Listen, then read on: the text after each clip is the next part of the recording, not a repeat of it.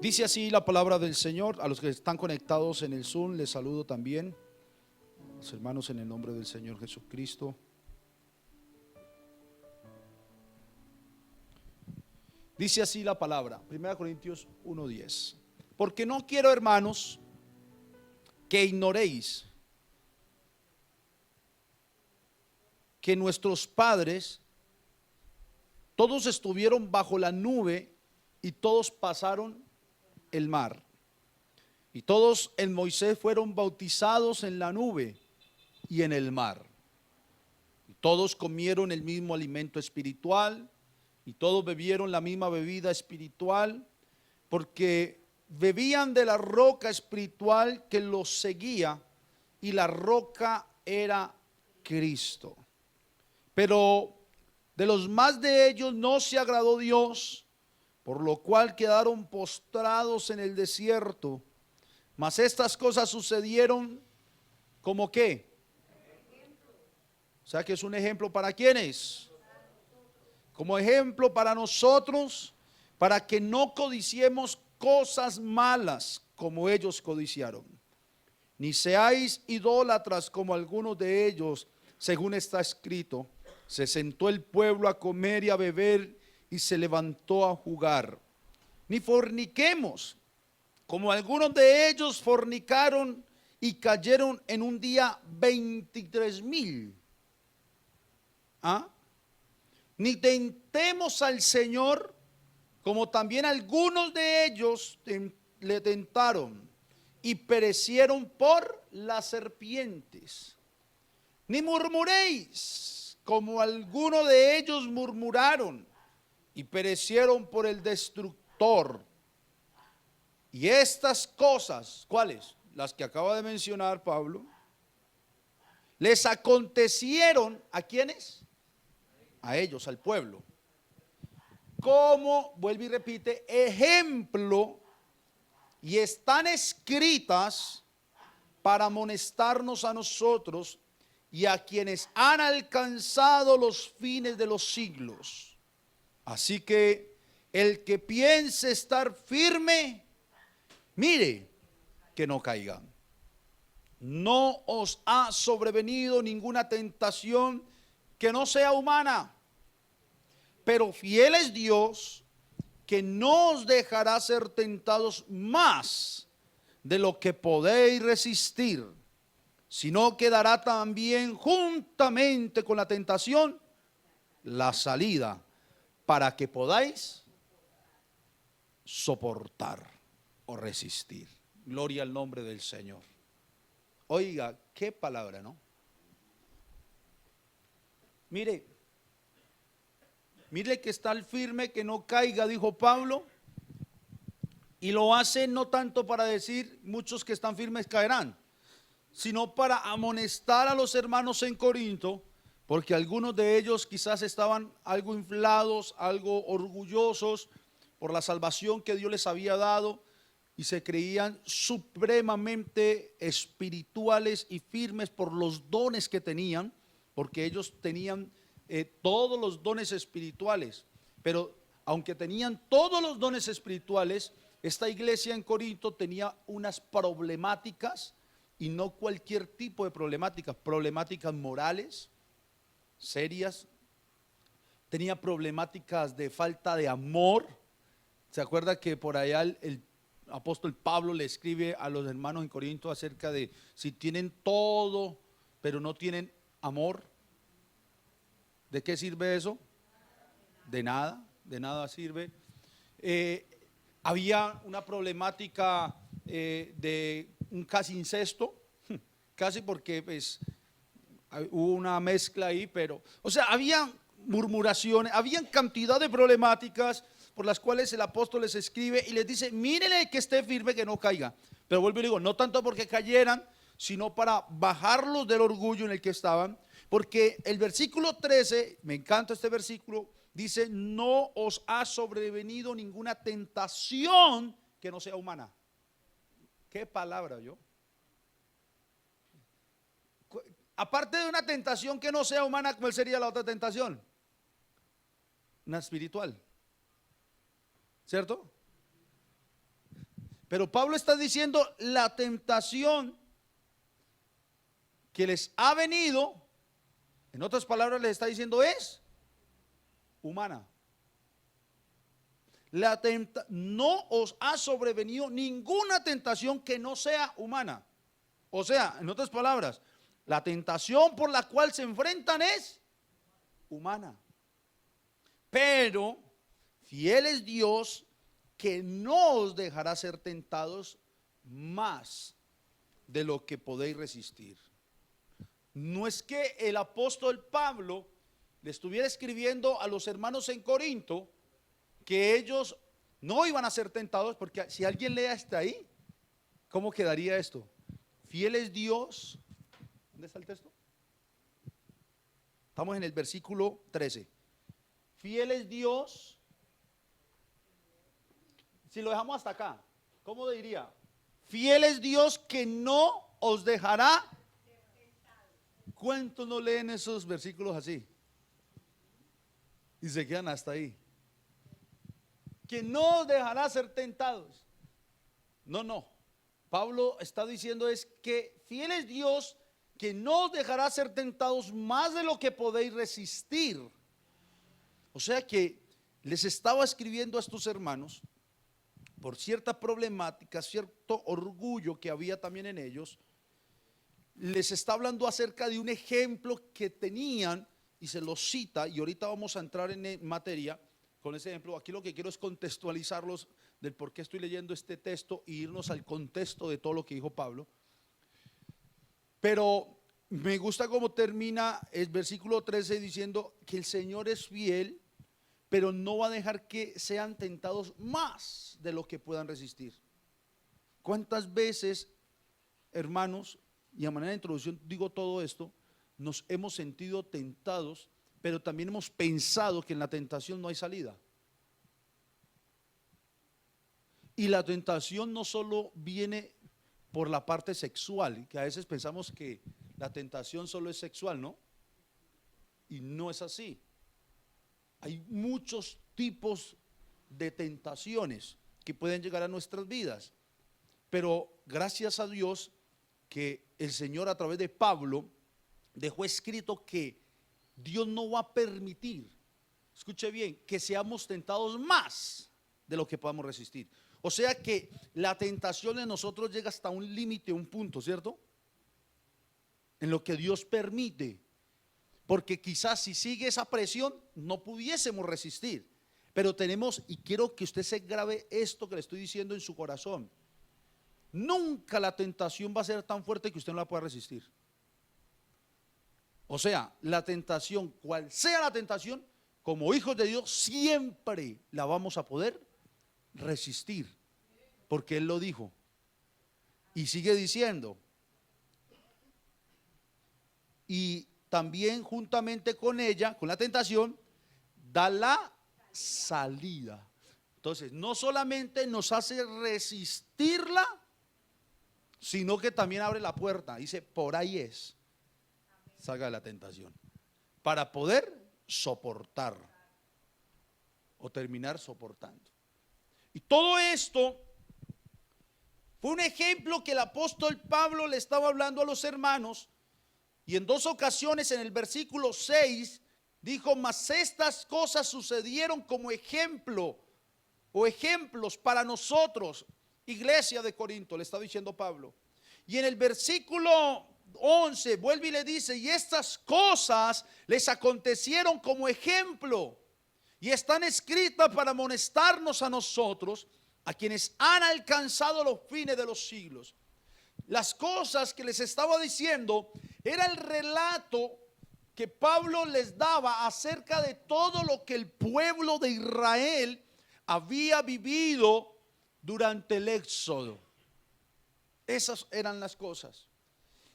Y por eso dijo, no quiero, hermanos de Corinto, en el versículo 1, que ignoren.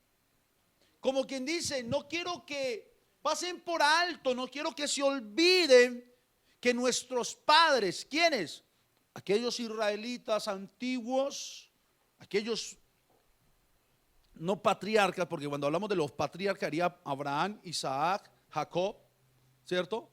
Pero sí la descendencia de Jacob, el pueblo de Israel, los padres, como llama Pablo, todos estuvieron bajo la nube y todos pasaron el mar.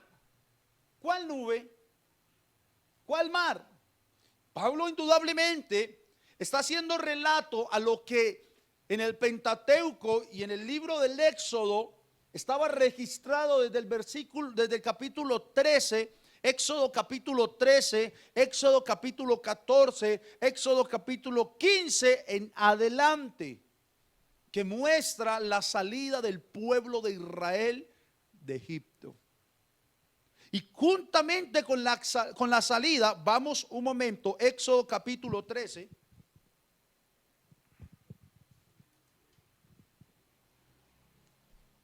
El título de este mensaje, hermanos, es sencillo: marchen. Ese es el título de este mensaje. Marchen. ¿Cómo es? Marchen. Éxodo capítulo 13.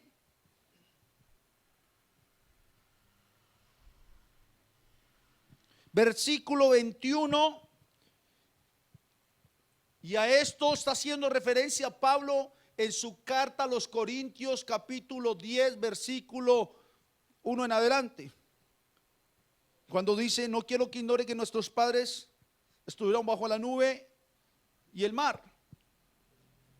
Versículo 21 dice: y Jehová iba delante de ellos de día en una columna de ¿qué? De nube, para guiarlos por el camino, y de noche en una columna de fuego para alumbrarles, a fin de que anduviesen de día y de noche. O sea que Pablo está haciendo referencia en la carta a los Corintios a aquel éxodo o salida del pueblo de Israel de aquella esclavitud en Egipto. Y está haciendo referencia, haciendo la similitud para decirle a la iglesia: eso que vivieron ellos es un ejemplo para nosotros. Pero hay de ejemplos a ejemplos en la vida, ¿cierto? Hay ejemplos buenos y hay ejemplos malos, ¿cierto? ¿Cuántos en el hogar tuvieron padres que fueron mal ejemplo? No sé si aquí pasó o les pasó, pero muchos padres fueron un mal ejemplo para sus hijos. Otros padres fueron un buen ejemplo para sus hijos. Pues Pablo está hablando acerca de unos padres que no fueron tan buen ejemplo para aquellos descendientes. O sea, en este caso, para los destinatarios de esta carta.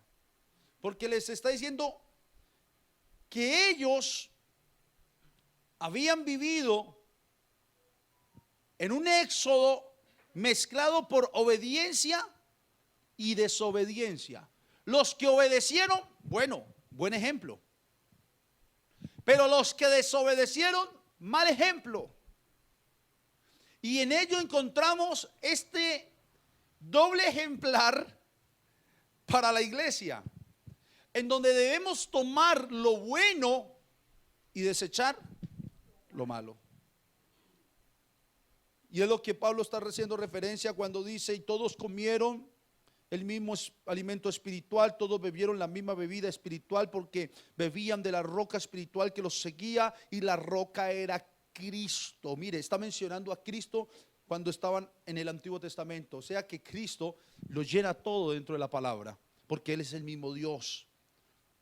Pero de los demás de ellos no se agradó Dios, por lo cual quedaron postrados en el desierto. O sea que esos postrados en el desierto vienen a ser un buen ejemplo, un mal ejemplo para nosotros. Y por eso el versículo 6 dice: estas cosas sucedieron a ellos como ejemplos para nosotros, para que no codiciemos cosas malas como ellos codiciaron, ni seáis idólatras como ellos lo fueron, ni seáis fornicarios como algunos de ellos, ni tentemos al Señor como algunos de ellos, ni murmuremos al Señor como algunos de ellos.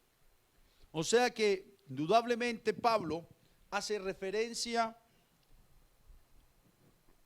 en esta carta y en este capítulo de la carta, está haciendo una referencia a el Éxodo desde el capítulo 13, sus finales versículos, capítulo 14 en adelante.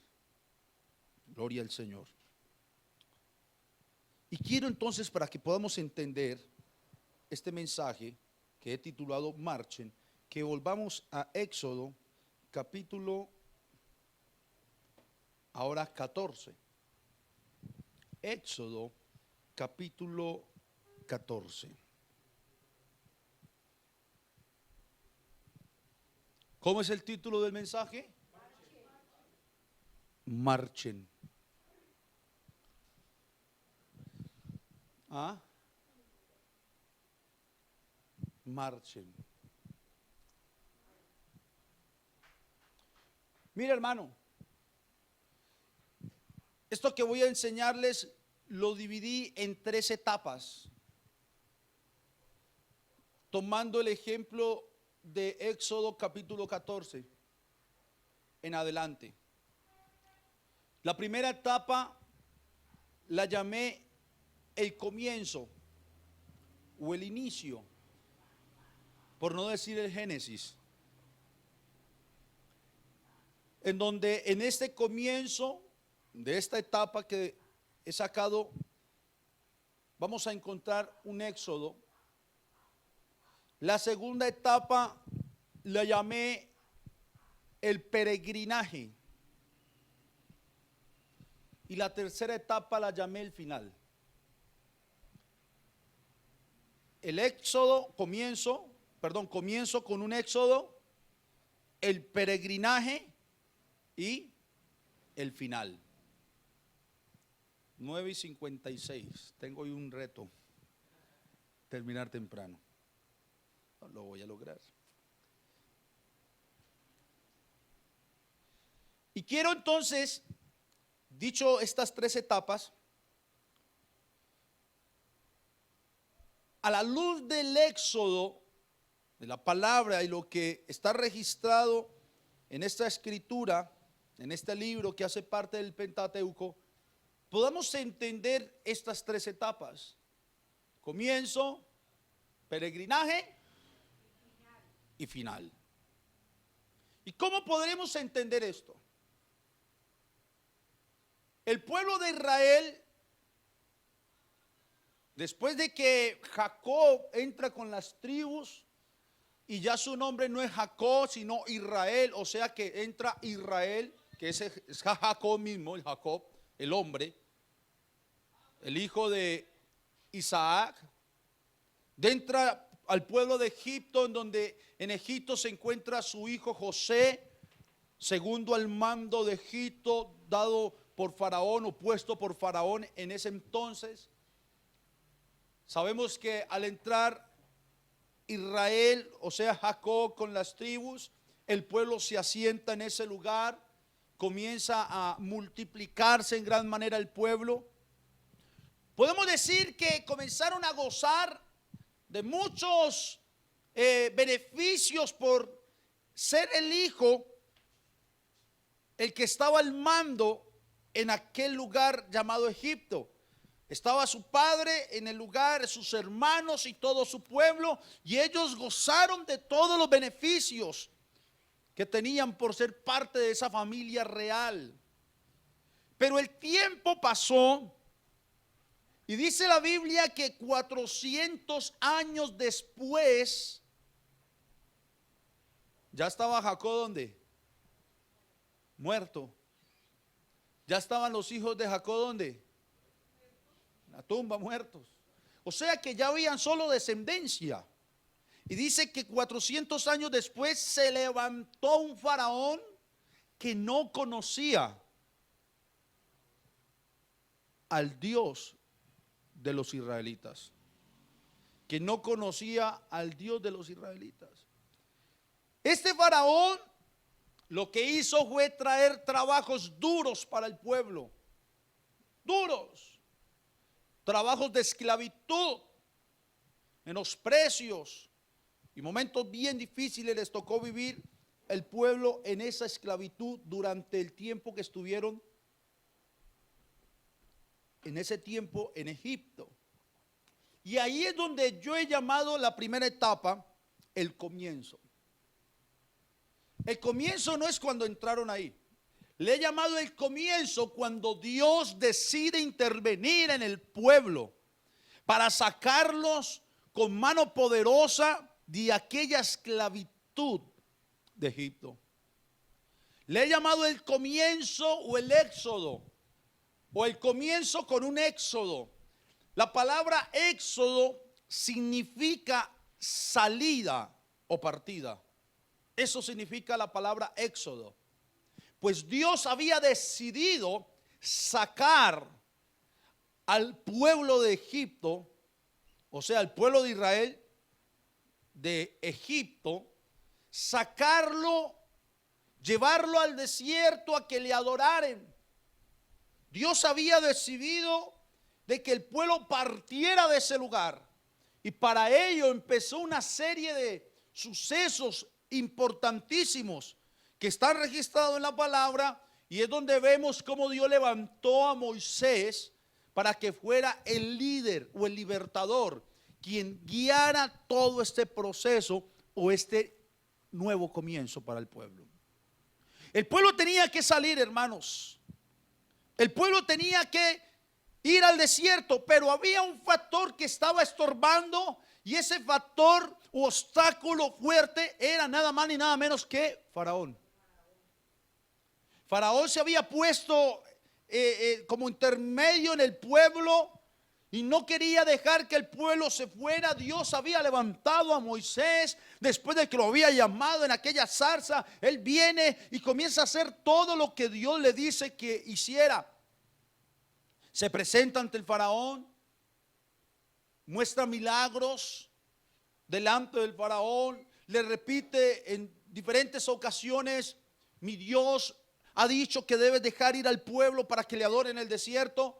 El faraón cada día se endurecía más, se burlaba: ¿cómo lo voy a dejar ir? Y Dios por ello empieza a enviarle las diferentes plagas, que de hecho cada plaga representaba cada deidad que tenía Egipto en su entonces, en donde Dios le mostraba que con cada una de estas plagas les iba matando de a poquitos, de a poquitos. Sigue el proceso de Moisés hablando con Faraón para que dejara ir al pueblo, hasta que vemos la muerte de los primogénitos, en donde ya con esta muerte Faraón no tuvo otra opción sino decir: lárguense de aquí, váyanse. En esta muerte de los primogénitos, Dios guardó a los primogénitos del pueblo de Israel. ¿Recuerdan ustedes cómo fue todo? ¿Alguien que diga cómo fue?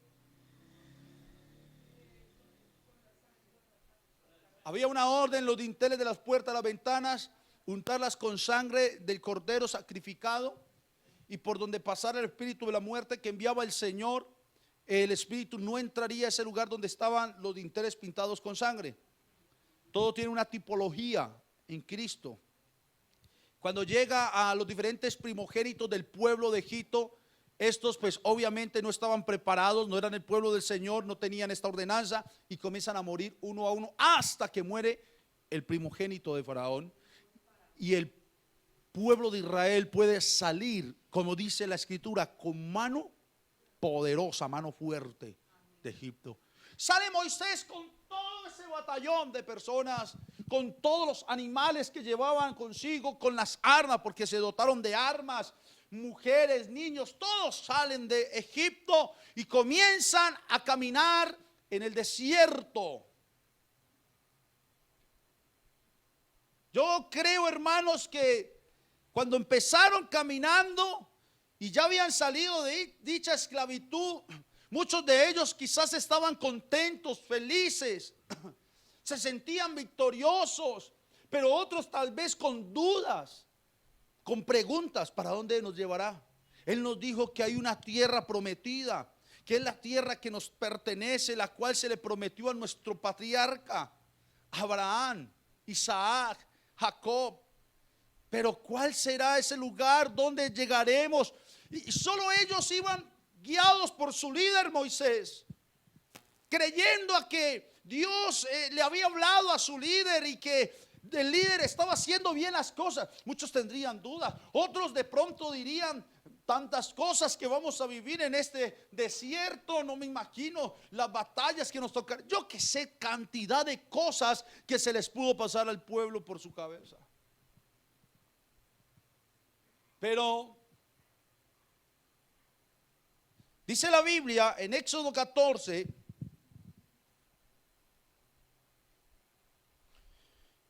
después de que salen y que el Señor les dice que había una columna de nube y una columna de fuego que iría con ellos, dice: habló Jehová a Moisés diciendo, versículo 1 del capítulo 14: di a los hijos de Israel que den la vuelta y acampen delante de Pit Jairot, entre Migdol y el mar, hacia Baal Zephón.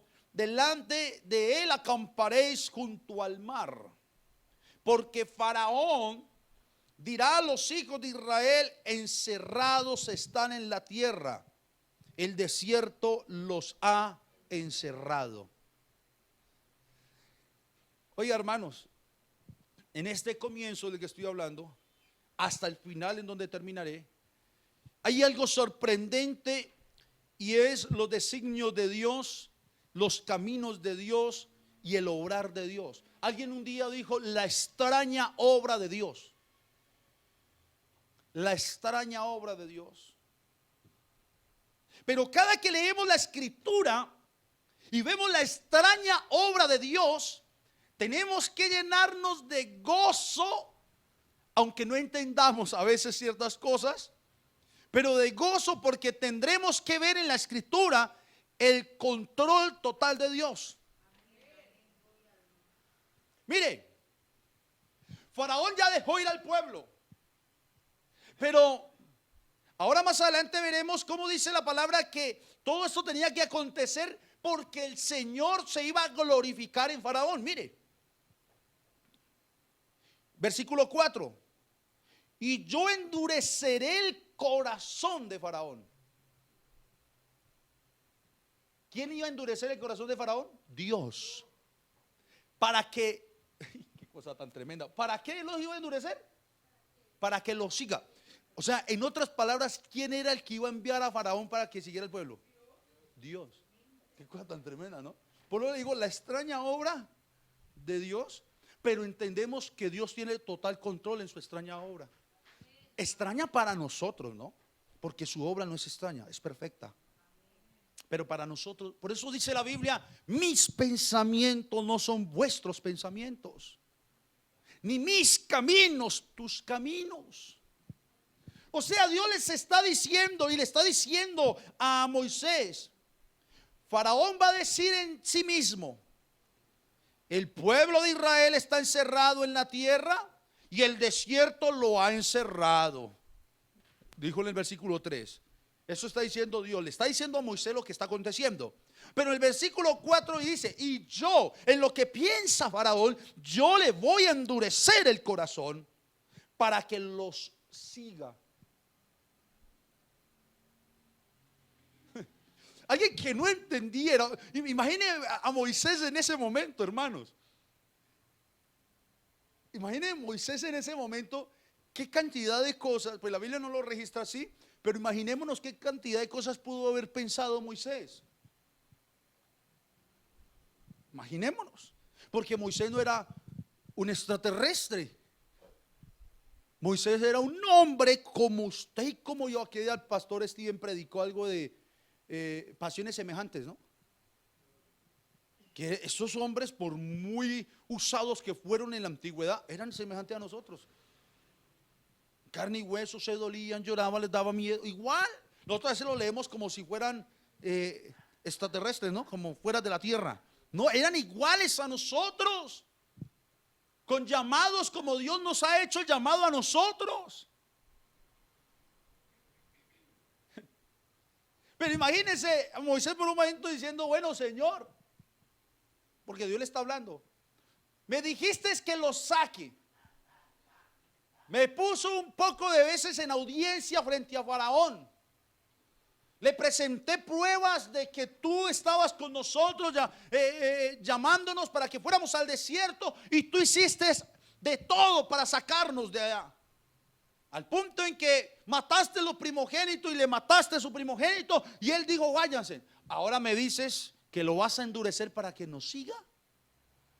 ¿Eso cómo sonaría? ¿Cierto? Suena raro. ¿Cómo así para que lo siga? Pero aquí viene la respuesta no rara, y es: y seré glorificado. Escuche, hermano, en todo lo que Dios hace, Él debe ser glorificado en nosotros. Todo lo que nosotros, el pueblo, la iglesia, y durante todos los tiempos se ha vivido, Dios debe ser glorificado siempre. Por eso toda la gloria es de Él. No era Moisés. Y aún así, ustedes saben que a Moisés lo ven como un Dios, prácticamente. No como el Dios, porque ellos tienen, pero lo endiosaron. De hecho, creo yo que donde no entierren el cuerpo, bueno, el Señor fue el que enterró, dice la palabra, o desapareció el cuerpo de Moisés. Hemos dicho, el Señor se encargó. Donde le dejen el cuerpo a los israelitas, ¿qué hubiese podido pasar? Lo vuelven un Dios. Lo vuelven un Dios. Y aquí la gloria totalmente era para Dios. Vea, seré glorificado ¿en quién? En Faraón y en todo su ejército, y sabrán los egipcios que yo soy Jehová. Y ellos lo hicieron así. Y fue dado aviso al rey de Egipto que el pueblo huía. Versículo 5. Y mire, Dios cumplió lo que dijo. El corazón de ese hombre, ¿qué pasó? Se endureció el corazón de Faraón y de sus siervos, y se volvió contra el pueblo. Y dijeron: ¿cómo hemos hecho esto de haber dejado a Israel ir al desierto para que nos sirva? Para que no nos sirva, perdón. O sea, el hombre, como quien dice, arrepentido, se me fue los esclavos. ¿Ah? Claro, se quedó sin servidumbre. El hombre reaccionó, pero ¿por qué reaccionó? Porque Dios fue el que hizo que él pensara lo que pensara en ese momento, o lo que estaba pensando, con un único fin: saliera él con todo su ejército en furia a perseguir al pueblo. Wow, hermanos. Y unció su carro, que eran las carrozas de 2 ruedas jaladas por caballos, y tomó consigo su pueblo. Y mire esto, tomó 600 carros escogidos y todos los carros de Egipto y los capitanes sobre ellos. Se llevó, fue la cúpula militar la más pesada. Como quien dice, voy a una guerra.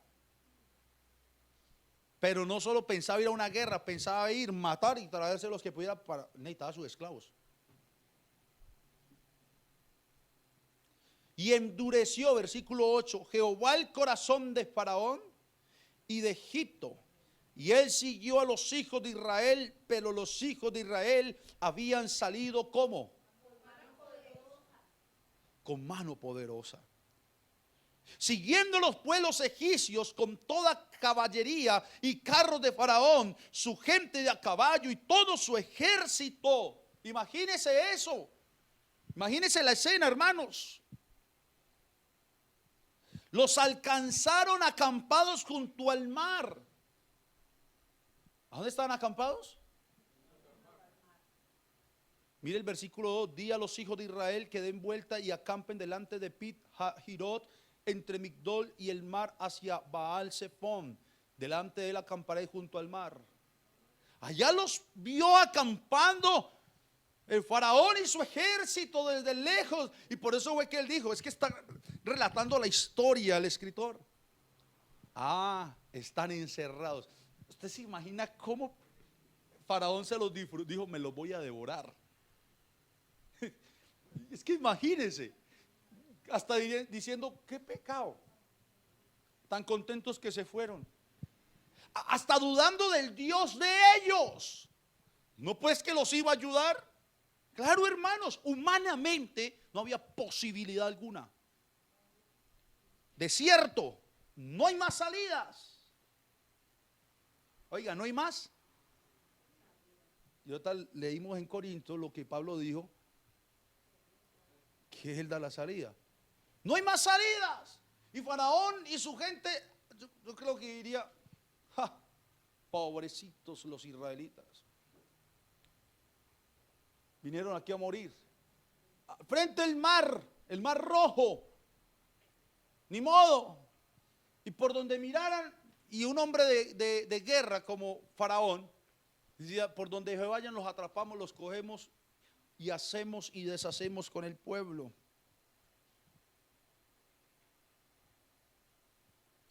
Y dice, versículo 9, pues los egipcios con toda la caballería, versículo 10, y cuando Faraón se hubo acercado, los hijos de Israel alzaron sus ojos. Y he aquí que los egipcios venían tras ellos, por lo que los hijos de Israel temieron en gran manera. ¿Y qué hicieron? Y dijeron a Moisés, ahí ya empezó el momento difícil para ellos. Moisés, no había sepulcros en Egipto. Bueno, yo aquí lo estoy diciendo así. ¿Te imaginas cómo fue la revolución que le formaron a Moisés?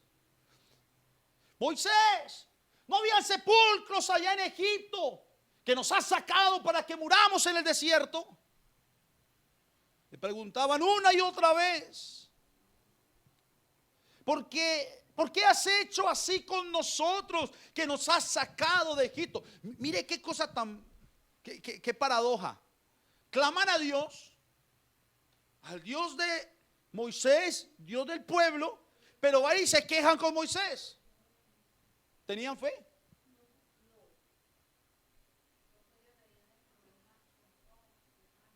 Humanamente estaban viendo todo, pero es que nos sacaste de allá. Estábamos listos, éramos esclavos. Allá nos moriríamos de viejitos. Íbamos a disfrutar nuestros nietos. Pero nos trajiste aquí al desierto a morir. Claro, ellos estaban desesperados porque están viendo a Faraón con todo su ejército venir.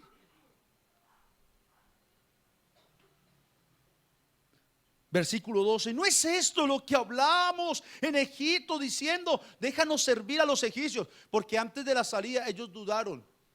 Ellos querían quedarse. Lo que yo les dije es que había muchas dudas y preguntas. Porque mejor nos fuera a servir a los egipcios que morir nosotros en el desierto. Y Moisés le responde al pueblo, no teman, estén firmes y ve la salvación que Jehová hará hoy con vosotros, porque los egipcios que hoy habéis visto, nunca más para siempre los veréis. Jehová peleará por vosotros y vosotros estaréis tranquilos. El versículo 14,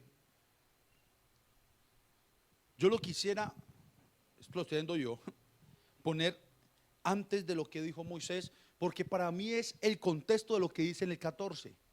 Para mí, no es que pasó lo del 13 y después vivió lo del 14. Para mí el contexto real del 14 es el 13, en lo que él ya sabía que iba a pasar. Porque aquí yo veo a Moisés en el 3, perdón, lo que va a pasar en el 15. Sí, aquí yo veo a Moisés en lo que acaba de decir, confiado, seguro, lleno de fe. ¿Y cuál era la fe? Dios fue el que nos sacó, Dios va a pelear por nosotros, quédense quietos, esperen la salvación, y les aseguró algo. ¿Para qué él haya dicho esto? Porque él ya sabía lo que Dios le había respondido. ¿Y qué les aseguró? Nunca más, para siempre los veréis. ¿A quiénes? A los egipcios. Por eso el versículo 15, mire, entonces Jehová dijo a Moisés: ¿por qué clamas a mí? Di a los hijos de Israel que marchen. ¿Cuándo tuvo que haber clamado Moisés a Dios? Cuando el pueblo se le rebeló. Cuando el pueblo se le agolpó en revolución diciendo: pero ¿por qué nos sacaste? Nos hubieses dejado morir allá en Egipto. Ahí yo creo que Moisés clamó a Dios: Señor, mire el pueblo lo que está haciendo, mire lo que me dicen. Y ahí yo creo que el Señor le dijo: mi hijo, no clame a mí, dígale que marchen. Y qué cantidad de cosas le diría que no están registradas. Pero creo yo que dentro de lo que le dijo, Moisés lo reafirma diciéndole al pueblo: estén quietos, no teman, estén firmes, vean la salvación que Jehová hará hoy con vosotros, porque los egipcios que hoy veis, nunca más para siempre los veréis. Y el Señor peleará. Oiga, ni Moisés se puso al frente a decir: no se preocupen, yo hice todo este alboroto, yo hablé para que fueran ustedes sacados de ese lugar, yo voy a pelear. No, él dijo: aquí está el que pelea por ustedes, y es Jehová de los ejércitos. Él peleará por vosotros y vosotros estaréis tranquilos. Porque estaban bien intranquilos. Dígale al pueblo que marchen. Todo esto hace parte de ese comienzo. Y de ese comienzo con un éxodo. Ese es el nuevo comienzo para el pueblo de Israel. ¿Por qué? Porque después de que él habla esto,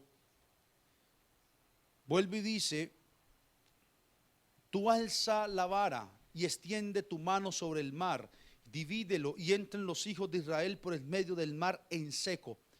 O sea, Dios le muestra a Moisés lo que va a hacer. Le muestra que hay una salida, que siempre, a pesar de la estrechez, a pesar de la circunstancia, por muy difícil que parezca, le está diciendo a Moisés: no se preocupe, porque yo le doy la salida, yo le doy la salvación, mi hijo, yo le doy la ruta, el camino por donde tiene que caminar, solamente déjese guiar por mí. Eso es lo que le está diciendo Dios a Moisés. ¿Qué le di, Moisés? A una vara. ¿Y para qué se la di? No para que tanto se apoye para caminar, no. Esa vara representa la autoridad que le di, Moisés. Esa vara representa el poder que le he delegado, Moisés. Alza tu vara y divide el mar en seco, o en dos, para que pasen en seco tú y todo el pueblo. Y efectivamente, hermanos, cuando Faraón con toda su furia decide venir, el Señor hace que la nube, la columna de nube, se entreponga entre el pueblo de Israel y Faraón para que perdiera visibilidad. Y Moisés va y alza la vara y su mano. Pero miren lo interesante, dice la Biblia: y Dios abrió el mar, dividió las aguas del mar en dos. O sea que no fue Moisés, fue Dios. A veces hay hombres que creen que son ellos los que hacen la obra. Qué equivocados están aquellos hombres. Dios nos da la orden, nosotros ejecutamos la orden, pero el que hace todo es Dios. Y Dios abre las aguas, divide las aguas del mar, y comienza el pueblo de Israel a ver tal milagro, después de que estaban desesperados porque los egipcios venían contra ellos, y comienzan a pasar. Uy, hermano, qué cosa tan tremenda. Y esto no es una fábula, esto no es un cuento, esto no es un mito como lo han querido ver o hacer ver los científicos. Esto es una realidad que sucedió con un pueblo llamado Israel. Imagínese usted ver aquí una pared en agua, otra pared en agua, los peces llegar hasta ese límite, no podían pasar, las aguas se sostenían.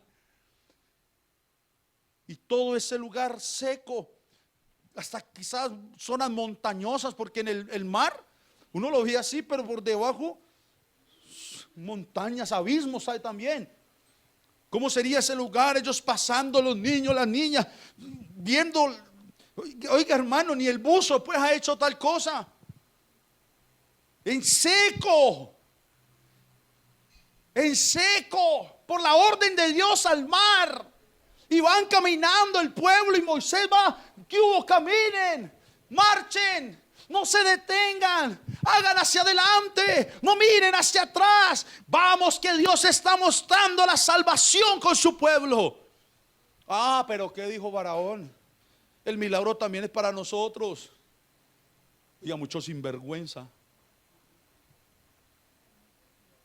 Vea, hermano, y aquí queda bien comprobado que el milagro solo es para los hijos. De verdad. Yo creo que Faraón con el ejército, cuando iban en la mitad, dijo: vea, hay que testificar que hasta Dios trabaja para nosotros. Como el mundo hoy quiere testificar. Usted no ve que el mundano, y Dios me hizo el milagro. Es que Dios deja que prueben algo. Va a sonar duro esto para después aplastarlos. Y se va Faraón con el ejército también detrás, y hágale, y corran, y los caballos, y dele, y vamos a atraparlos, y también pasan por el milagro. Pero el milagro no era para ellos, el milagro era para el pueblo. Y cuando el último del pueblo, imagínese a Moisés, que mi hijo, corra, sálgase de ahí, que ya viene algo extraordinario, porque viene la segunda parte de la promesa. Nunca, jamás, para siempre los volveréis a ver.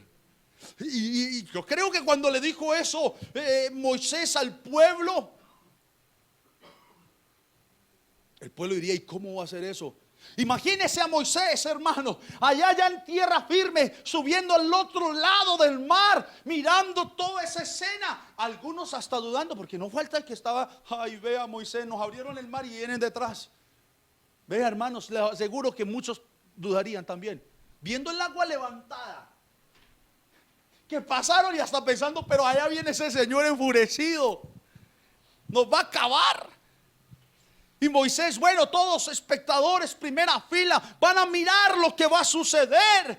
Y dice la Biblia que cuando ya estaba todo el ejército de Faraón terminando aquella vigilia, porque todo se dio en una vigilia de la mañana, ya estaba amaneciendo prácticamente, hermano, cuando, oiga, le resplandeció el sol. Cuando ya estaba, hermano, gestada el plan de Dios, las aguas se cierran. Faraón y su ejército y todo su arsenal, todo lo que andaban, quedan negados totalmente por el agua. Y Dios cumple lo que les dijo: nunca, jamás, para siempre. Vea, hermanos, les voy a decir esto. De ahí en adelante, léalo. Y se lo voy a decir. Y hasta el son de hoy, sígalo leyendo. Que jamás, para siempre, Faraón y Egipto fue un problema para Israel, en el sentido en lo que estaban. Ya después vinieron otros pueblos a hacer guerra contra Israel. Pero, ¿y sabe por qué? Porque lo que Dios promete lo cumple, y bien hecho. Dios no cumple nada a medias. ¿Y sabe qué hicieron cuando estaban al otro lado del mar? Entonaron un cántico. Capítulo 15 nos muestra lo que hicieron ellos. Entonces cantó Moisés y los hijos de Israel este cántico a Jehová, y dijeron: cantaré yo a Jehová, porque se ha magnificado grandemente, ha echado en el mar el caballo y al jinete. Ustedes han escuchado esa canción que dice: echó a la mar Faraón. ¿Cómo es?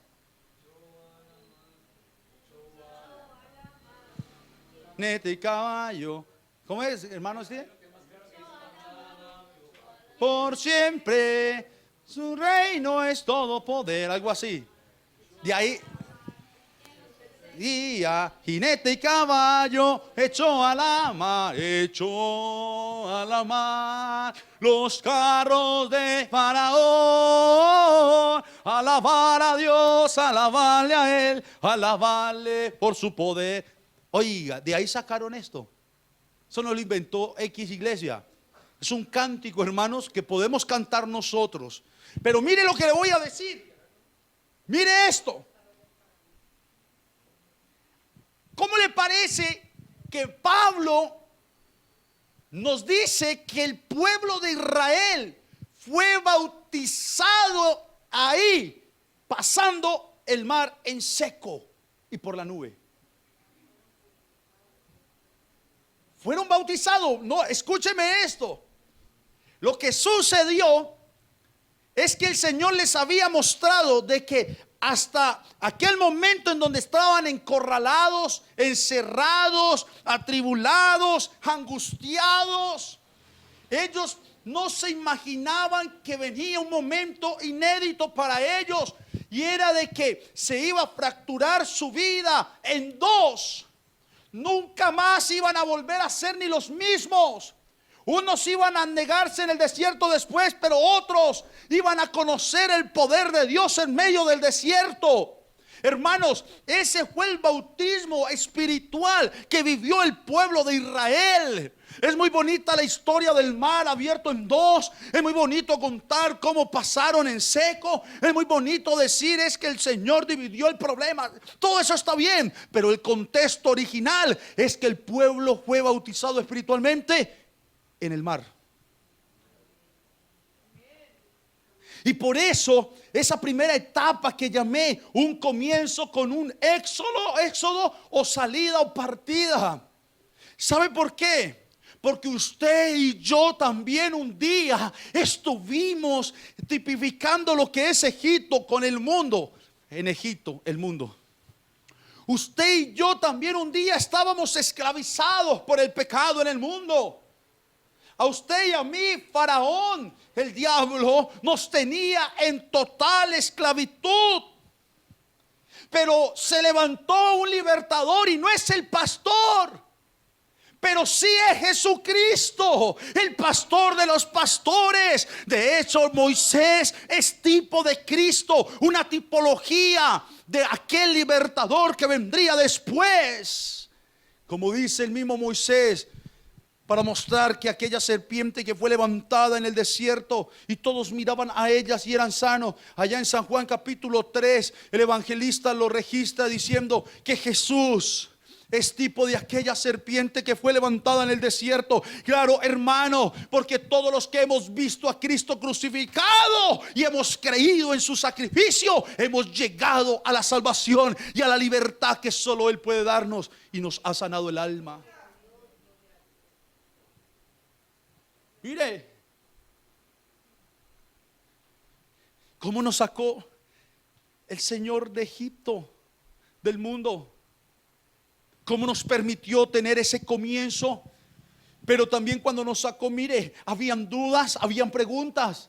Muchos de nosotros llegamos a la iglesia y quizás nos preguntábamos qué vendrá de aquí en adelante para nosotros. Vamos a estar, todo era nuevo. Salíamos del lugar en donde estábamos, hermano, y lo hablo a manera espiritual. Estábamos acostumbrados a una vida totalmente mundana, llena de errores, llena de pecado, llena del mismo ciclo vicioso de la vida. Nada cambiaba, todo era igual. Esclavos a lo que el amo diablo decía, nosotros lo hacíamos por naturaleza. Pero el Señor nos llamó, así como sacó a su pueblo. ¿Y sabe por qué nos llamó? Por una razón específica. Porque Él a ti y a mí nos había escogido también para salvarnos. Nos llama y nos saca de ese estado espiritual de esclavitud y nos invita a un final llamado tierra prometida. ¿Cuál era el final para el pueblo de Israel cuando salieron de Egipto? Llegar a la tierra prometida. ¿Cuál es el final que nos ha dicho el Señor que tendremos con Él? llegar al paraíso, al reino eterno juntamente con Él. Está el comienzo cuando salimos y está claro el final a donde iremos, pero en medio de estos dos hay una segunda etapa que la mencioné y se llama el peregrinaje. ¿Usted sabe qué significa un peregrino? La palabra peregrino o un peregrino es una persona que decide hacer un viaje extenso para llegar a un templo o un lugar sagrado. Pues usted y yo somos peregrinos en esta tierra, porque el Señor un día nos permitió salir de un estado de pecado, en un mundo de pecado, aunque estamos en esta misma tierra. Y ya no caminamos como caminábamos antes. Ahora caminamos diferente, en un peregrinaje continuo, porque esperamos llegar no tanto a un templo santo, sino que esperamos llegar a un paraíso eterno en donde está el santo. En ese peregrinaje, hermanos, suelen suceder muchas cosas, como dijo Pablo.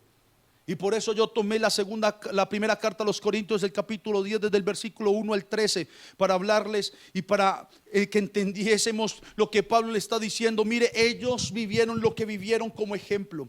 Después de que el pueblo de Israel pasa el mar en seco, que es un símbolo del bautismo espiritual para el pueblo, se vinieron una serie de sucesos impresionantes sobre el pueblo.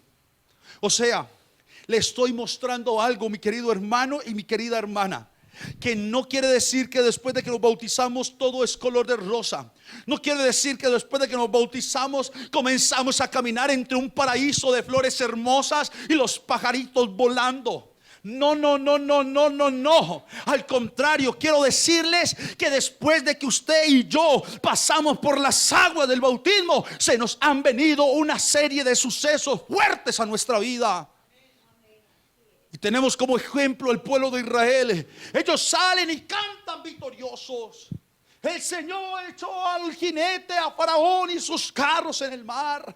Alabar a Dios, alabarle por su poder. Imagínense en ellos contentos.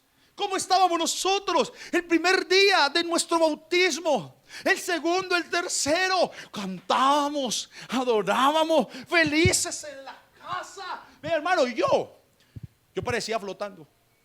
Yo le decía, mamá, yo me siento estrenando, yo me siento, uy, qué bueno, qué bendición. Oiga, hermano, qué bueno que el Señor no nos dice directamente lo que vamos a vivir en el peregrinaje, porque si quizás nos dice el Señor lo que se va a vivir, nos devolvemos. Mire, el Señor le dijo al pueblo de Israel y a Moisés: se van a ir porque los voy a sacar y los voy a llevar a un lugar. Y le mostró lo bonito, una tierra prometida que fluye leche y miel. Eso suena bueno.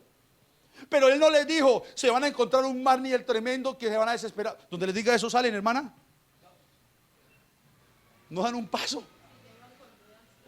Si ya iban llenos de dudas. Y entonces el pueblo cantó contento como usted y yo cantamos. Y íbamos a la iglesia. ¿Recuerda usted cuando fue esos días después de bautizado a la iglesia? Usted veía a todos los hermanos como santos. Vea, yo decía, oh, qué bendito. Yo entraba por ese salón y yo decía, qué bueno, porque todo este lugar está lleno de santos.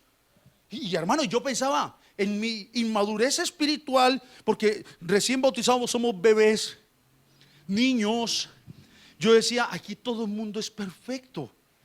Para mí era algo, porque yo venía de ese mundo, de esas tinieblas de imperfección, y me habían presentado a la iglesia de Cristo, en donde Cristo es la cabeza de la iglesia. Y yo dije, aquí todo es lindo, aquí todo es perfecto.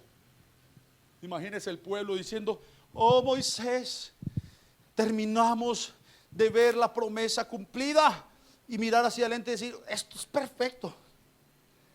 Perfecto. Comenzaron a caminar en el peregrinaje y más adelante les dio sed. Moisés, tenemos sed. Y Moisés, tranquilos. No, Moisés, y comienza a desesperarse el pueblo y a decir, tenemos mucha sed, nos vamos a morir de sed. Y es tanto, hermanos, que dice la Biblia que el Señor en un lago o en unas aguas llamadas Mara, que eran aguas amargas y no podían ellos beberlas, hizo caer unos árboles y las aguas se endulzaron. Milagro. Tomen agüita. Tomaron. Y ahí les sale, aparte de eso, viene un pueblo llamado Amalek a hacerle guerra a Israel. Y después de que están tomando, algunos los cogen desprevenidos, los matan. Pero cuando Moisés se apercibe de lo que estaba pasando, se sube a un monte. Aarón y Hur están a un lado de él y comienzan a levantar las manos de Moisés después de que estaba cansado en la guerra, para que el pueblo peleara contra Amalek. O sea, Dios hace el milagro de darles agua después de que el agua era amarga, pero ahora los comienza el Señor a ayudar y a fortalecer para que prevalezcan en la batalla. Ya se encontraron dos obstáculos: sed y pelea, peligro, muerte, y murieron muchos. Si sabe que ahí es donde nace otra promesa que hace Dios al pueblo llamado Amalek. Es ahí, hermanos. Es ahí en donde Dios dice: hey Moisés, escribe esto para que quede en generación y tras generación escrito y lo recuerden. Haré un día guerra contra Amalek, porque me recordaré lo que le hizo hoy a mi pueblo Israel.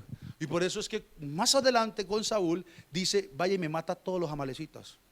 Es por ese día, para que contextualice. Sigue el pueblo caminando y después tienen en el peregrinaje, tienen hambre. Y el Señor les cose el mejor pan, pan del cielo, y sabía a miel, dice la Biblia.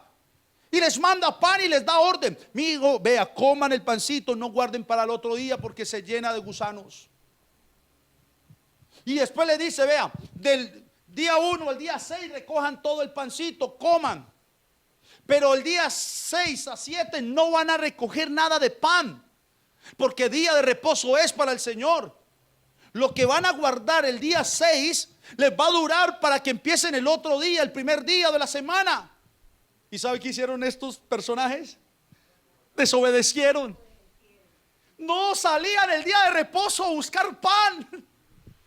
Y era mirando y el pan por ningún lado. Desobedecieron cuando Dios les había dicho: no salgan. Y empieza el Señor a enfurecerse por la desobediencia. Y después comienzan a caer muchos. Y pudiéramos quedarnos aquí toda la mañana hablándoles. Cuando Moisés sube por las tablas de la ley, hacen el becerro de oro, después vuelven a tener sed y de la peña Moisés golpea y brota agua. Después vuelven a tener sed y Moisés con rabia vuelve y golpea la peña. Hermano, podemos hablar de todos estos sucesos. ¿Cuántos murmuraron en medio del desierto contra Moisés? ¿Cuántos se voltearon el uno contra el otro, contra el hermano, para matarlo? Desesperados. Y por eso Pablo dice: muchos murieron, muchos fornicaron, muchos tentaron al Señor en el desierto, muchos desobedecieron. Pero también nosotros sabemos que tanto Josué como Caleb y su descendencia, o la descendencia de los que fueron naciendo en el desierto, entraron a la tierra prometida cuando Dios se los prometió. Entraron en victoria para la tercera etapa, un final, la tierra prometida. Escúcheme, iglesia. Si Dios dijo que vamos a entrar a una tierra prometida, así será. Ahí sí, amén. Así muchos se queden. Pero de que entran los que van a entrar, entran. Y aquí Dios muestra su total dominio y control en la historia del hombre, en la historia de la humanidad. Yo quiero que usted se ponga de pie, por favor.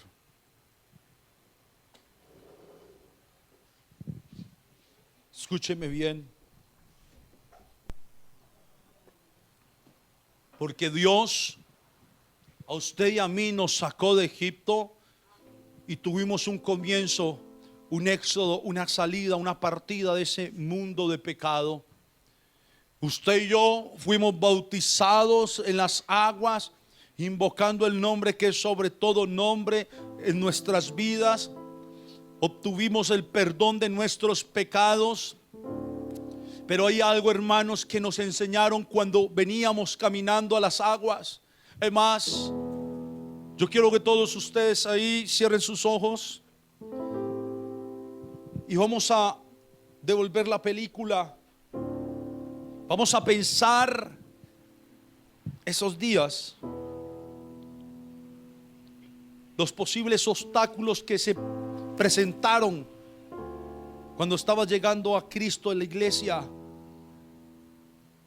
Yo recuerdo que un día antes de bautizarme, piense usted en lo suyo, yo le voy a contar lo mío. Una noche antes de mi bautismo, yo estaba en el barrio, aquí en este barrio, viendo un torneo de fútbol. Y veía a los diferentes grupos de jóvenes, muchachos, en lo que yo solía estar, recochando y haciendo las cosas que yo hacía en ese entonces, en esos grupos. Y yo aquí con un tío mío,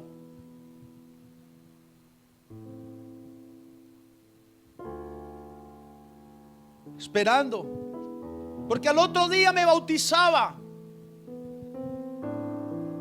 Recuerdo, hermanos, que por un momento me llegó a mi mente un pensamiento, y era: ¿estás seguro de que te vas a bautizar? Y créame, hermano, lo que le digo, pensaba en esos muchachos y me llegaba a mi mente: es que eso no lo vas a volver a vivir, no vas a estar en esa misma posición. Y comenzaba a entrar una cantidad de pensamientos a mi mente, en mi corazón, al punto que le dije a mi tío en ese momento: vámonos de aquí.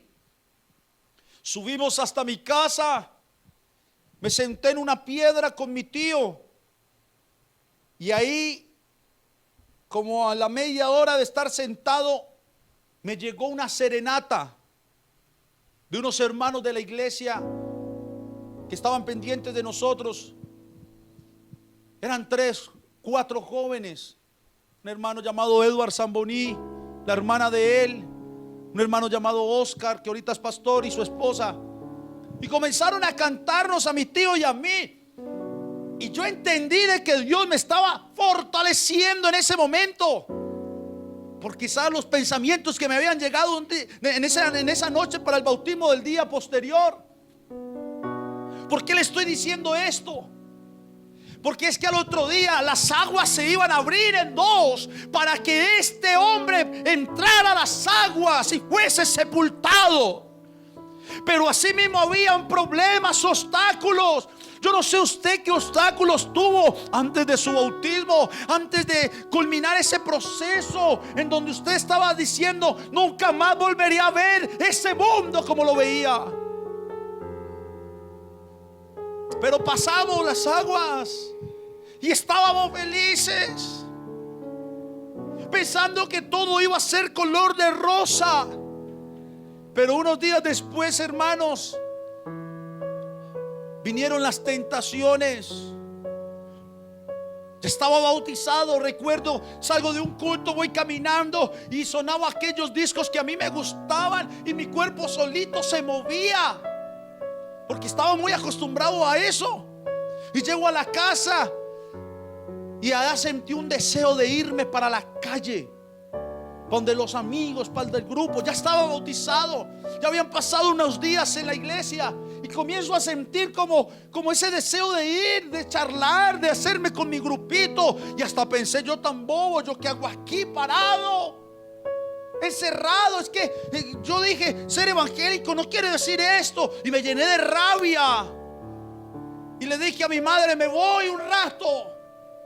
Y cuando iba pasando por mi habitación me detuve, entré a mi habitación, saqué un CD que tenía de música cristiana y lo puse en el DVD. Y empecé a escuchar unas alabanzas. De entre esas, ¿qué sería de mí? Por eso me encanta tanto esa alabanza. Y sabe algo, hermano, caí postrado de rodillas en mi habitación junto a mi cama, llorando como un bebé, diciéndole a Dios: no soy capaz, necesito tu ayuda, quiero irme para la calle, quiero hacer esto, quiero huir.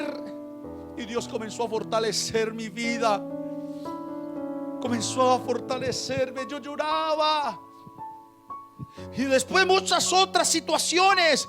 Matan a un tío mío que amaba mucho, como un hermano, y fue una prueba durísima. Me dolió en el alma.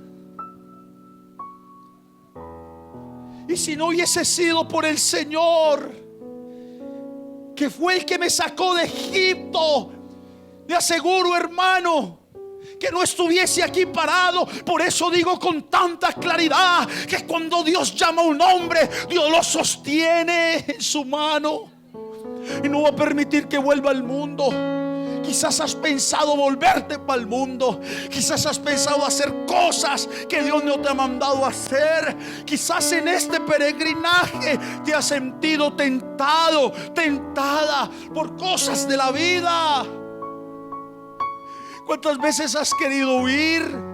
Salir corriendo de tu casa, irte lejos donde nadie te encuentre, porque te sientes abrumado. Oye, hermano, la solución no era esa para mí en ese momento. La solución era ponerme a orar, ponerme a clamar. Y yo siento, hermano, que estaba la voz de Dios. En otras palabras, diciendo: marcha, hijo, marcha. Es ahí donde entendemos que solo tenemos que caminar. Camina, camina, marcha. Y yo les puedo decir con confianza que todos los momentos difíciles que he tenido en mi vida, lo único que he visto es la mano de Dios poderosa sobre esos momentos. Y Dios ha terminado siendo glorificado en todos esos momentos. ¿Sabe por qué? Porque hay algo que Él nos prometió, y es que llegaremos a una tierra prometida. No tanto que fluya leche y miel, sino una tierra eterna, un paraíso eterno juntamente con Él. Allá estaremos, iglesia. Yo le invito en esta mañana a que marche. Yo le invito en esta mañana a que siga caminando, y que cada paso que usted dé en su vida lo haga mirando la eternidad. Que cada paso que usted dé en su vida lo haga pensando en ese paraíso eterno que Dios te preparó, y entendiendo que Él tiene el control de toda la situación. Iglesia, hable con Dios, porque lo que Dios me ha dicho para que le dijera solamente es que marchen, solamente es que marchen. Hermano Leonel, marche, camine. Hermana Marlene, camine. Hermana Nuri, camine. Hermana Ana, marche. Hermana Jessica, marche. Ninguno se detenga en este camino. Marchemos, que aquí va con nosotros el poderoso, el Dios eterno.